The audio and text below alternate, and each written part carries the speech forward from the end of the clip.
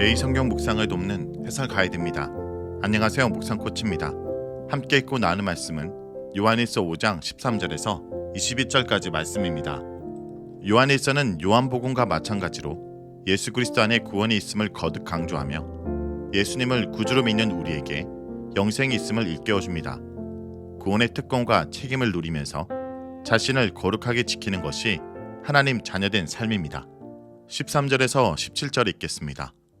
내가 하나님의 아들의 이름을 믿는 너희에게 이것을 쓰는 것은 너희로 하여금 너희에게 영생이 있음을 알게 하려 함이라. 그를 향하여 우리가 가진 바 담대함이 이것이니 그의 뜻대로 무엇을 구하면 들으심이라. 우리가 무엇이든지 구하는 바를 들으시는 줄을 안즉 우리가 그에게 구한 그것을 얻은 줄을 또한 아느니라. 누구든지 형제가 사망에 이르지 아니하는 죄 범하는 것을 보거든 구하라. 그리하면 사망에 이르지 아니하는 범죄자들을 위하여 그에게 생명을 주시리라. 사망에 이르는 죄가 있으니 이에 관하여 나는 구하라 하지 않노라. 모든 불의가 죄로 돼 사망에 이르지 아니하는 죄도 있도다. 13절에서 15절은 영생을 가진 자의 기도하는 삶에 대해서 말합니다. 하나님의 아들, 믿음, 영생은 하나님 자녀들의 신앙생활의 핵심 요소로서 함께 연결되어 있습니다. 3장 23절에서는 예수 그리스도의 이름을 믿는 것으로 나타나는 데 반해 여기서는 하나님의 아들의 이름을 믿는 것으로 나타납니다. 요한 문헌에 나타난 예수님의 정체성이 그의 그리스도 되심 그리고 하나님 아들 되심과 관련되어 있다는 것을 다시 한번 보여줍니다. 이러한 예수님에 대한 믿음을 가진 자는 영생을 소유하고 있습니다. 소유하다 라는 말은 형제형 동사로 영생을 지속적으로 소유하고 있음을 나타냅니다. 영생을 소유하고 있으므로 하나님의 자녀들은 하나님 앞에서 담대함을 가집니다. 요한일서에 나오는 담대함 중 특히 이 구절과 3장 21절은 담대함을 기도와 연결하고 있습니다. 하나님의 아들을 믿고 그 안에서 영생을 가지고 있으면 하나님께 기도할 때 담대함을 가지게 됩니다. 담대함의 내용은 하나님의 뜻대로 하는 기도에 그가 응답하시는 것을 확신하는 것입니다. 요한복음에서는 그리스도와 신자가 상호 거주할 때 기도하는 바를 응답받았다고 하였습니다. 또한 그리스도의 이름으로 기도할 때 응답받았다 했습니다. 이 구절에서 그의 뜻대로 하는 기도는 요한복음이 말하는 응답받는 기도의 형태와 다르지 않습니다. 그리스도와 상호 거주 안에 있을 때 그의 뜻을 분별하며 기도할 수 있습니다. 예수 그리스도의 이름으로 기도하는 자는 그리스도를 믿고 신뢰하는 자이며 그의 뜻을 구하는 자입니다. 마태복음 6장 9절에서 10절에 이것이 예수님이 가르쳐 주신 기도에서도 나타납니다. 하나님 나라를 구하며 그의 뜻이 이루어지기를 기도하는 것입니다. 이렇게 기도할 때 우리가 기도하는 모든 말을 하나님께서 들으십니다. 우리는 하나님으로부터 구한 바를 받을 수 있습니다. 16절에서 17절은 형제를 위해 기도하는 삶입니다. 하나님 자녀의 기도 중 특히 형제를 위한 기도를 언급하고 있습니다. 형제가 사망에 이르지 아니하는 죄를 범하는 것을 볼 때 기도하라고 합니다. 하나님 자녀도 죄를 범합니다. 이런 하나님의 자녀를 위해 기도하는 것은 하나님의 뜻에 부합하는 것이고 하나님께서 기도를 들으신다는 말입니다. 본문은 사망에 이르는 죄가 무엇일까에 대해 많은 논쟁이 있지만 사실 본문 자체는 그 죄의 종류가 무엇이냐에 초점이 맞춰져 있기보다는 형제를 위해 기도하는 것에 강조점이 있습니다.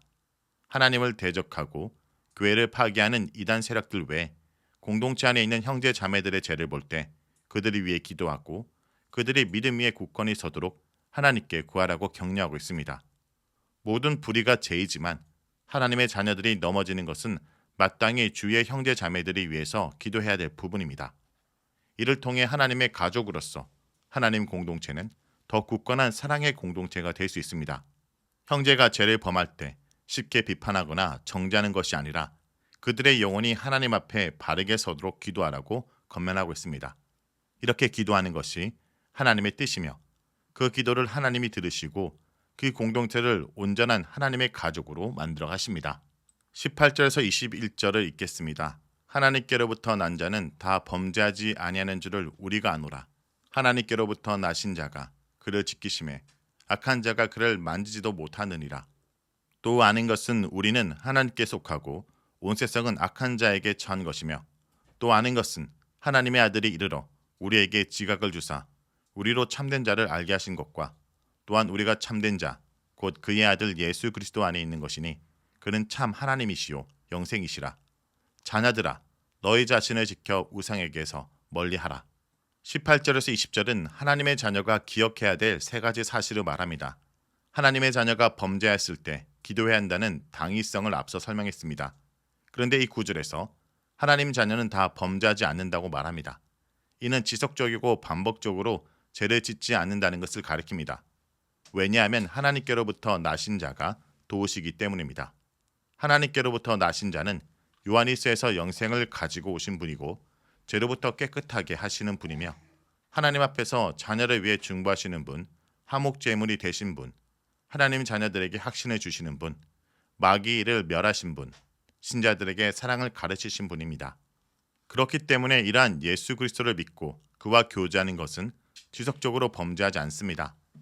예수 그리스도께서 지속적으로 하나님의 자녀를 지키시고 보호하시기 때문에 악한 자가 하나님의 자녀에게 해를 입히지 못합니다. 이는 곧 하나님의 자녀들의 믿음으로 든든히 서갈 것을 강조하는 것입니다. 하나님의 자녀들이 믿음으로 그리스도인들의 삶을 살도록 예수 그리스도께서 지키시고 인도하신다는 것을 말합니다. 하나님의 자녀는 이 사실을 기억해야 합니다. 두 번째로 하나님의 자녀가 기억해야 될 것은 그들이 하나님의 것이라는 사실입니다. 중간지대는 없습니다. 하나님께 소속되든지 세상에 소속되든지 해야 합니다. 세상은 악한 자의 지배를 받습니다.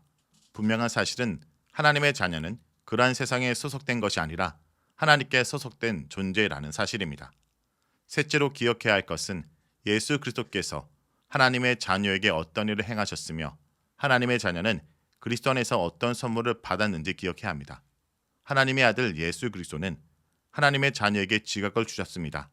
지각이란 잘 이해하도록 생각하는 과정과 능력을 가리킵니다. 이 지각을 통해 하나님의 자녀가 참되신 분임을 알게 되었습니다. 그러므로 우리의 믿음은 우리의 어떤 능력이나 자질에서 온 것이 아니라 예수 그리스도께서 주신 지각을 통해서 나타났습니다. 예수 그리스도께서 오셔서 우리가 진리이신 그분 안에 있다는 것을 알게 해주었습니다. 그분은 곧 하나님의 아들 예수 그리스도십니다. 이제 저자는 예수님의 완전한 타이틀을 사용하여 그리 묘사합니다. 요한일서에서 계속 따로 언급되었던 그리스도와 하나님의 아들이라는 호칭이 여기서 연합되어 완벽하게 등장합니다. 그리고 이제 예수님은 하나님이시요 영생으로 묘사됩니다. 여기서 예수님의 신성이 충분히 설명되고 또 그 안에 생명이 있어 사람들에게 영생을 주시는 분이라는 것이 강조됩니다. 그러므로 하나님의 자녀들은 예수님의 지키심으로 범죄하지 않는 삶을 살고 그로 인하여 예수님께 속속된 자들이며 그들의 믿음과 영생은 모두 그리스도께서 주신 선물입니다. 21절은 우상으로부터 자신을 지키는 삶을 말합니다. 우리는 우리 자신을 지켜야 합니다. 여기에 기독교 신앙의 역설이 있습니다. 하나님께서 또한 하나님의 아들이 우리를 지키시지만 하나님의 자녀는 또한 스스로 자기 자신을 지켜야 합니다. 헬라 원문에서 우상들이라 라는 표현은 누구를 가리킬까요? 다양한 주장들이 있습니다. 이는 요한 공동체 당시 유행했던 로마 제국의 우상들일 수도 있습니다. 요한일서의 저작 장소인 에베소 지역에 아데미 여신을 비롯한 많은 우상들을 가리킬 수도 있습니다. 이는 또한 기독교로 회심하기 이전에 모든 믿음과 종교를 의미할 수도 있습니다. 상징적으로 말하면 하나님의 자녀를 차지하는 모든 것이 다 우상이 될 수 있습니다. 그러나 요한일서의 저작 동기나 배경에 비추어 볼 때 사도들이 전수해준 참된 복음, 예수 그리스도에 대한 참된 신앙이 아니라 잘못된 복음이 만들어낸 잘못된 예수님과 하나님에 대한 모습이 우상일 수 있습니다. 요한의 적대자들이 만들어낸 하나님과 예수님에 대한 왜곡된 모습이 우상이 되어 그 우상을 믿고 섬기는 것을 하나님의 자녀들은 조심해야 됩니다. 이러한 우상을 전하는 자들이 곧 거짓 선지자들이요 적 그리스도입니다. 그러한 악인들로부터 하나님의 자녀들은 스스로를 지켜야 합니다. 자, 여기까지가 요한일서 5장 13절에서 21절까지 말씀입니다. 오늘 말씀을 통해 우리는 무엇을 묵상하고 적용해야 할까요? 하나님의 자녀에게는 주 예수께서 다시 오실 때 이루어질 영원한 생명이 약속되어 있습니다. 영생의 소망을 갖고 살아가는 우리에게 주시는 약속의 보증은 바로 기도의 응답입니다. 사랑을 실천하며 순종하는 삶은 우리가 하나님과 나누는 참 사귐을 증명하며 하나님께 구하는 것마다 응답받는 기쁨을 누립니다. 성도 여러분, 나는 영생의 확신과 소망을 가지고 당당하게 살아가고 있습니까? 요즘 나의 기도 제목 무엇입니까? 그것이 하나님의 뜻과 일치합니까? 우리 자신을 돌아보며 영생이 약속된 자로서 지혜롭게 구하며 기도하고 응답받는 주의 백성들이 되길 간절히 기도드립니다.